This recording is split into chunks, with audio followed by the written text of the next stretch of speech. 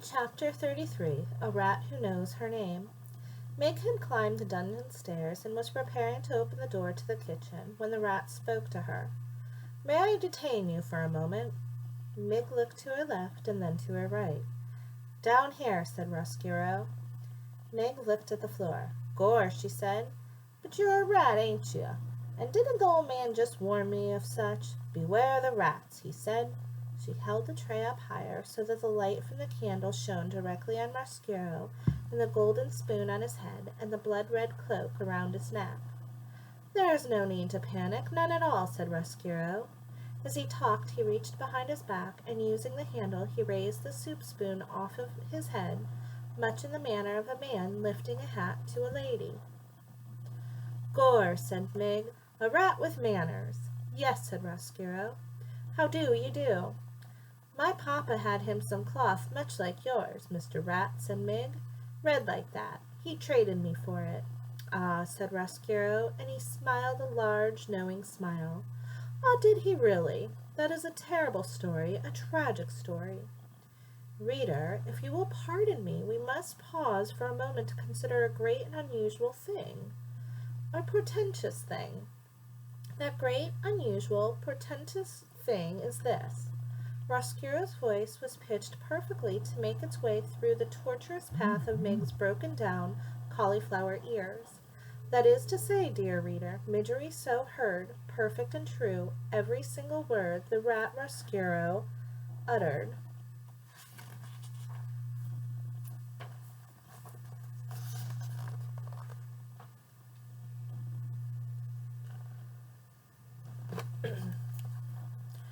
"You have known your share of tragedy," said Roscuro to Meg.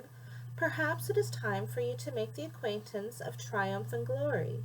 "Triumph?" said Meg. "Glory?" "Allow me to introduce myself," said Roscuro. "I am Chiroscuro. Friends call me Roscuro. And your name is Midgery so. And it is true. It is not. Is it true or is it not that most people call you simply Meg?" "Ain't that the thing?" shouted Meg. "A rat who knows my name." "Miss Midgery, my dear, I do not want to appear too forward so early in our acquaintance, but I may inquire, am I right in ascertaining that you have aspirations?"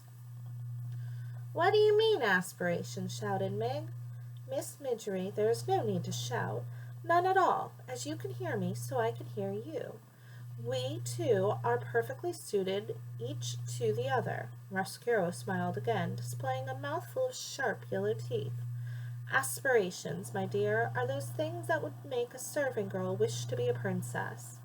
"Gor," agreed Meg. "A princess is exactly what I want to be." "There is, my dear, a way to make that happen. I believe that there is a way to make that dream come true." "You mean that I could be the Princess P?" "Yes, your Highness," said Roscuro, and he swept the spoon off his head and bowed deeply at the waist. "Yes, your most royal Princess P." "Gor," said Meg. "May I tell you my plan? May I illustrate for you how we can make your dream of becoming a princess a reality?" "Yes," said Meg, "yes." "It begins," said Roscuro, "with yours truly and the chewing of a rope."